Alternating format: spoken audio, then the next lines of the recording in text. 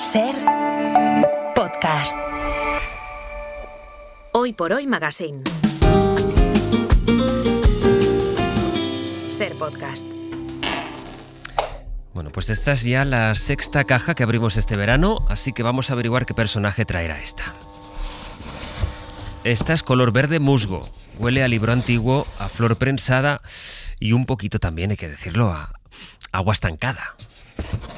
Dentro hay muchas cosas que son pequeñas. Un soldadito de plomo, una pluma de cisne, una cajita de cerillas, un guisante y este sobre.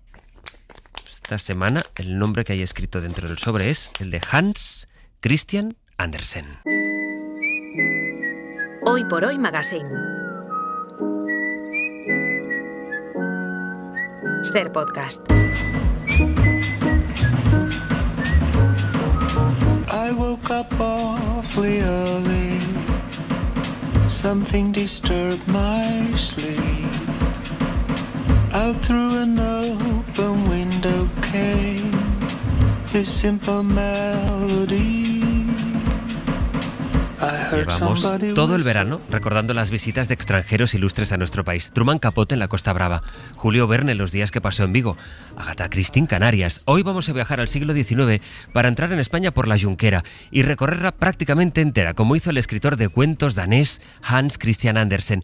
Y lo vamos a hacer de la mano de la periodista a la que algunos conocimos hace un tiempo en el Congreso, recorriendo el Congreso de los Diputados, pero es también autora de Los amantes extranjeros y es Ana Cañil. Querida Cañil, buenos días, ¿cómo estás? Hola, Sastre, encantada. La excusa que me he tenido que buscar para verte otra vez. No, la excusa que me he tenido que buscar para ver cómo envejeces. Estás estupendo.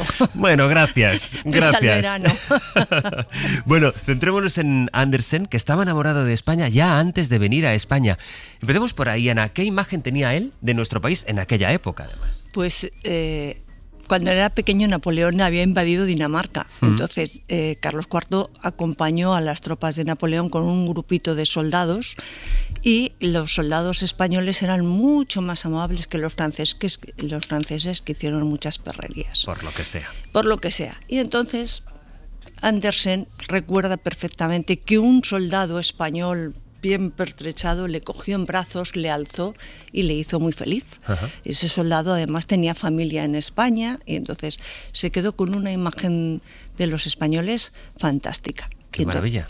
En cuanto empezó a trabajar, pues empezó a colar. España se convirtió en una meta en su vida y a colar imágenes de la península en todas sus historias. Hay que situarlo, lo hacemos bien en cada personaje de cuya biografía trazamos para explicar no solo por qué vinieron a España, sino cómo era nuestro país en aquella época en la que vinieron. En 1842, mucho antes de que viniera a España, llegó a escribir una carta a un amigo en la que ponía: «Oh, quien estuviera en España es como para ponerse verde de rabia por no poder estar allí».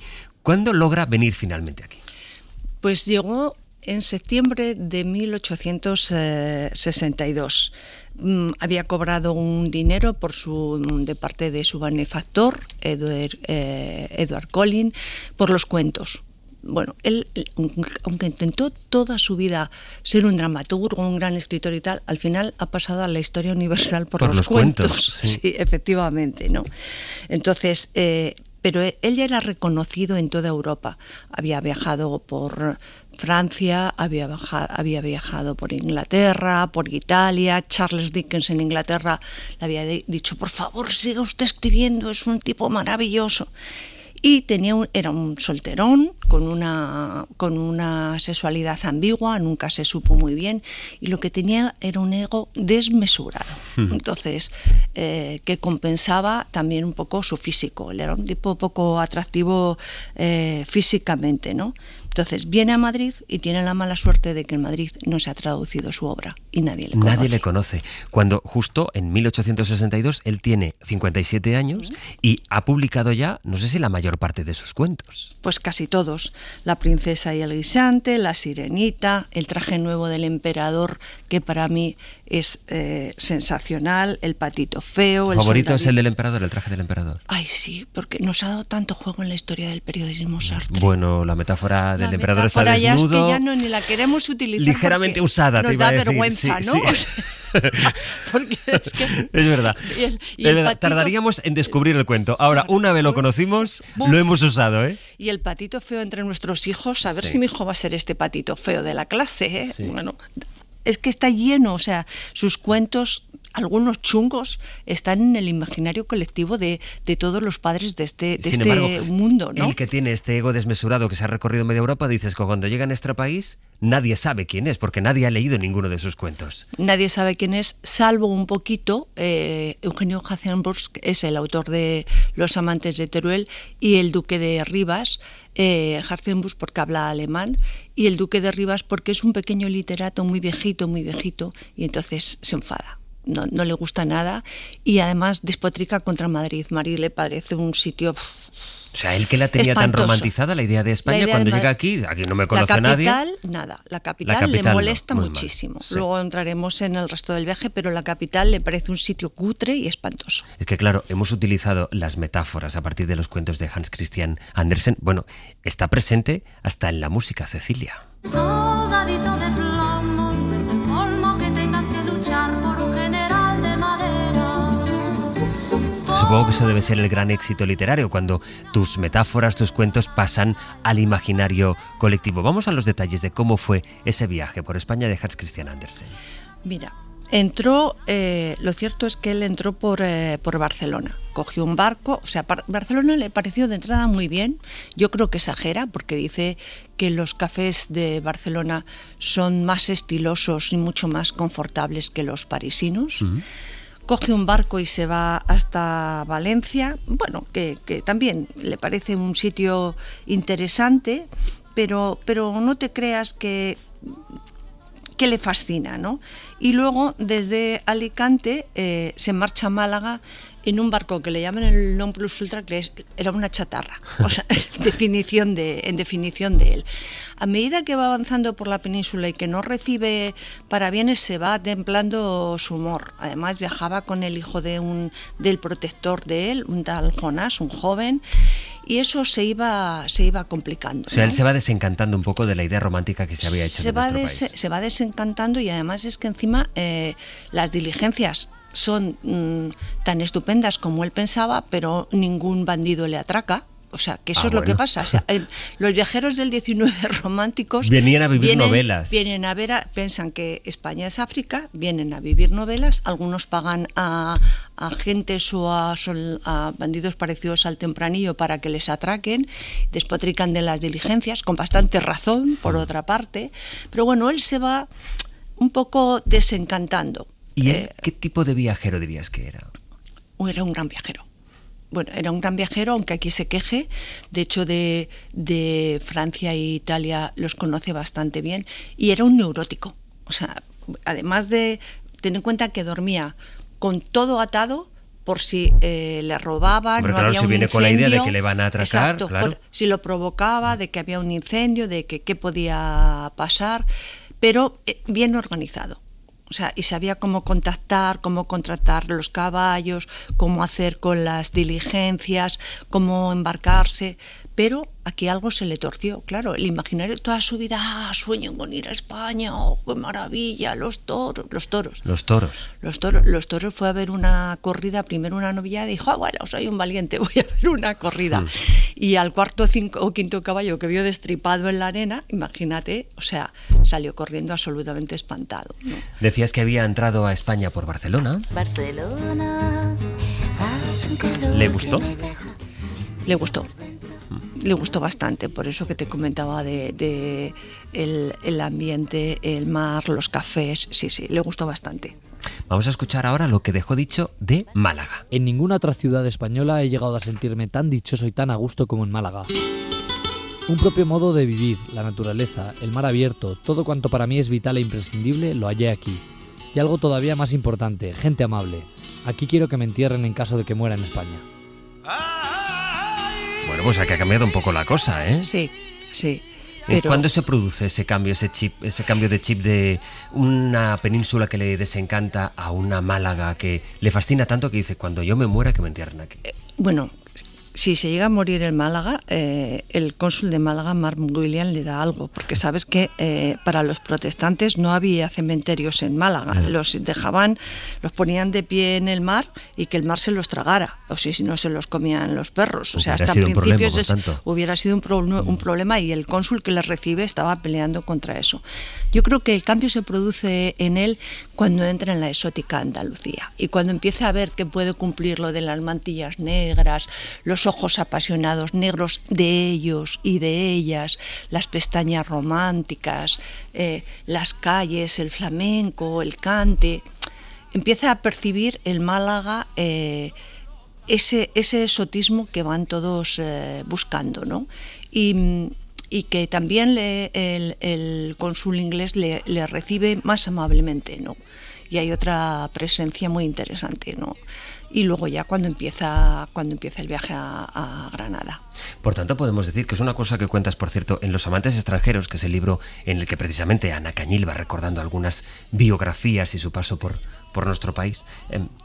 Confirmas esto que ahora estás describiendo de alguna manera, cómo venían, que no sé en qué medida sigue ocurriendo todavía hoy, buscando el topicazo todo el mundo. Pero el topicazo de una manera, el topicazo desde el maletilla que se tiraba a la plaza de toros, hasta la niña flamenca que baila en la esquina de Granada o de Málaga, y ya te digo, el atraco.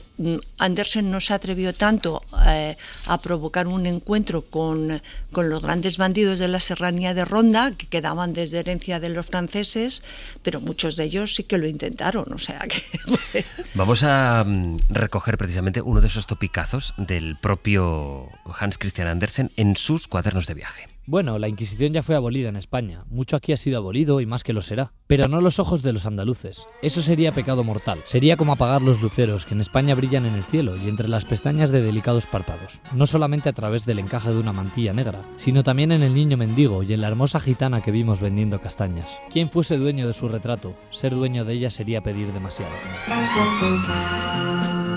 Porque todavía no estaba la tele y la flamenca encima de la tele, que si no la hubiera incorporado al relato, vaya. Absolutamente, se lo hubiera llevado. De toda España, ¿su lugar favorito cuál dirías que fue? Bueno, él dice que fue Sevilla, y que si a Sevilla le hubiera tenido mar, hombre, tenía un magnífico Guadalquivir, claro, pues que se hubiera quedado. No tiene. Y luego... cuando sube, el 23 de diciembre ya sube hacia Francia y pasa por San Sebastián. No. Y bueno, le deslumbra San Sebastián, le sorprende porque nadie le había hablado de él. Es algo muy habitual que pasa en los viajeros del 19 que odian el norte, ¿no? Y entonces de San Sebastián dice que la siente muy, muy, pero muy española. Entonces, bueno, pues tiene sus cosas, está bien, ¿no? ¿Y Granada? Granada es a lo que más páginas dedica, porque además estuvo 3 semanas de los 3 meses. Entonces tiene la mala suerte de que en Granada iba a visitar la ciudad la reina Isabel. Y era la primera vez en la historia, desde Isabel la Católica, desde que Boabdil le entrega que una reina volvía a Granada. Y Granada estaba tan mal que la estaban restaurando. La Alhambra había perdido años y años, habían robado los azulejos, faltaban cosas. Bueno, la habían vestido entera de cartón piedra, ¿no? Con lo cual él, para subir a la Alhambra, lo que veía delante era pues lo que le habían puesto a Catalina la Grande cuando iba a San Petersburgo, las fachadas de los palacios, ¿no? Las puertas y el patio de los leones, todo estaba cubierto con cuadros falsos. Y se enfadó muchísimo. Claro. Pero realmente lo que le enfada es que él quiere ver a la reina, quiere que la reina le reciba. Claro, porque es toda una institución literaria. Él es toda una institución literaria, o sea, y bueno, tenía toda la razón. Y la reina pasó olímpicamente, no sé quién es, claro. Exacto, pasó olímpicamente de él, Y entonces él hizo la comparación de esta reina Isabel con Catalina la Grande, lo estúpidas que eran y lo mal que había funcionado todo esto de cartón piedra que ponen aquí. Salió un poco frustrado de Granada. Que él era el autor del Soldadito de Plomo, de La Sirenita, de La Pequeña Cerillera, y después de su visita a España, de su paso por aquí, ¿qué cambia en su manera de contar cuentos o de escribirlos, en su obra literaria, si es que cambia algo? Pues él acaba el libro sobre España, que tengo que decirte que para mí fue una decepción, sinceramente, desde el principio hasta el final. Es verdad que estaba en un tiempo en que estaba leyendo muchísimos, ¿no? Y mientras que siempre había mencionado la obra española, en casi todas sus obras había metido algo español, España desaparece. O sea, el embrujo se le había roto. Bueno, es que esto confirma que muchas veces cuando tienes una idea romántica idealizada, a veces es mejor desde la infancia, exactamente. Claro, sí. Exactamente. Pero creo que se le chafa un poco la guitarra, no tanto por lo que ve, sino porque no tiene la recepción de la gente, no le recibe como Era un él señor esperaba. mayor, como hay tantos ahora, que necesitan que le halaguen mucho el ego.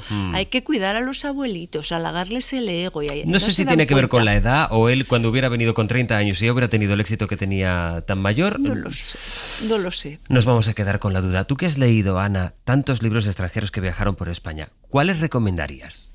Pues mira, mi favorito es Teófilo Gautier, El viaje por España, porque es irreverente con nosotros, divertido. Además no es tan prepotente como Richard Ford o George Borrow, que seguro que os habéis hablado de aquí, de la Biblia y de... No. Para mí, el mejor es Teófilo Gautier, y hay uno que la gente no conoce mucho y que es Edmundo de Amicis, que viene a España a cubrir un viaje de Amadeo de Saboya, al reinado de Amadeo de Saboya, de ese año y medio, hace crónicas y además escribe sobre viajes a España y hace una visita a la habitación china de porcelana de Aranjuez.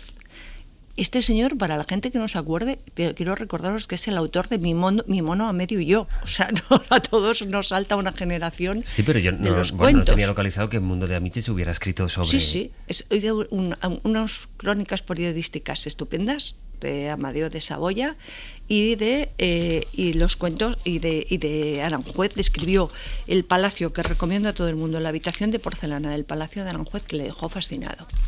Bueno, pues hoy Hans Christian Andersen y esa visita por España, que no fue breve, no sé, el otro día contamos, creo que fue Julio Verne, que fueron apenas unos pocos días. Sí. Él tuvo un conocimiento de nuestro país en profundidad, vino a confirmar los tópicos, vino a que le agasajaran, y eso fue lo que truncó un poco esa idea romántica que tenía Hans Christian Andersen, uno de los mayores escritores de cuentos de los últimos siglos, y que, bueno, tal fue el shock que dejó de escribir sobre nuestro país una vez salió de aquí.